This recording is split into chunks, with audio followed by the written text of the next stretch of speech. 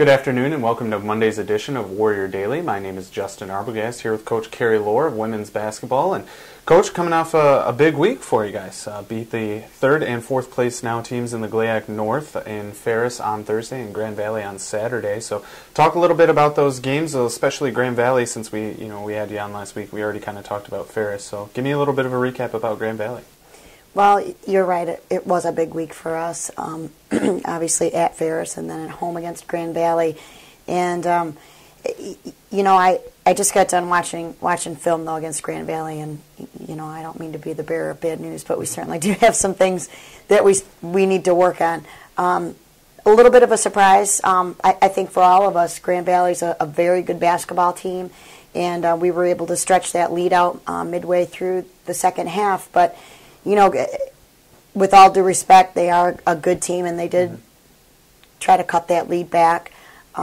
They were playing without their starting point guard, which I think certainly changed some dynamics for them. She did play in the game on Thursday. I'm not really sure why she didn't play on Saturday. So, that only gave them maybe a one-day prep time to change some things in their scheme. Right. Okay, and then one of the biggest things that I noticed in doing some of the post-game things and looking through some of the stats, bench points, 39-9 on Saturday against Grand Valley. Talk a little bit about that bench and the way this team is built now. Well, I'm really, really excited about just the bench, the demeanor, their enthusiasm, their hunger every day in practice, and I think that I really believe that that's the key to our success. I think we are going to continue to see double teams against Juanita. I think second go around is going to be really tough for Talisha Bridges to get open looks. And we've really kind of based our foundation off of we're going to score by committee. Hey, maybe somebody will get hot, and we'll certainly ride that. But I think it's really been by committee, our offense. And I think we saw that a little bit on Thursday as well with Amari had 13 points in the first half, and sometimes you just ride the hot hand. And, Talisha played a great game. And then just on Saturday we had Talisha with 14, Faber had 12 or 13, and a couple other in double digits, but it was really spread out. So, and on that bench, though, you mentioned some of the girls picking up very quality minutes are some of the young girls, the freshmen. Brittany Streetman starting for a while. Kristen Long has really been a fixture all year long at the point guard position with Lena. And now Stephanie Locke is really, I feel like, starting to come along and really kind of develop more of an offensive touch to her game. Those three freshmen have been really key in what we're doing. Starting with Kristen Long, as a freshman, she's coming in and playing quality minutes. I think she's playing at least 20 a game, and she's got a good feel for the game. I think she just is going to continue to get better as her confidence develops. Brittany Streetman was really just an unknown, I think, and she still might be a little bit of an unknown within the league. Certainly not to us. We watch her, put points on the board and practice every day, and she, too, I think, has really improved defensively, so that's helping us.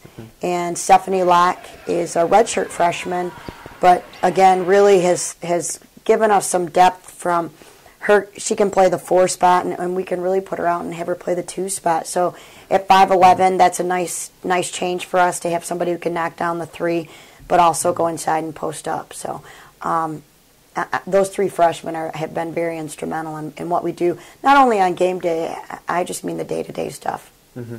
Well, and that's good. Anytime you can get some contributions from the young girls, keep things hungry. Anytime you got a balanced team, it's got to be that way because everybody realizes that those minutes are available. And now you mentioned that there are still things to work on.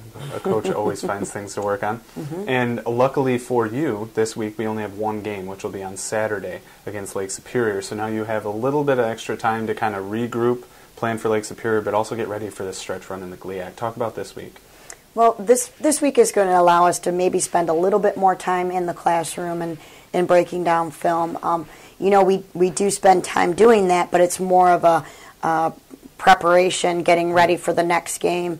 And this will allow us to kind of back up and revisit some clips from not only Grand Valley's game, but a couple of other games where we know we need to really, execute on offense.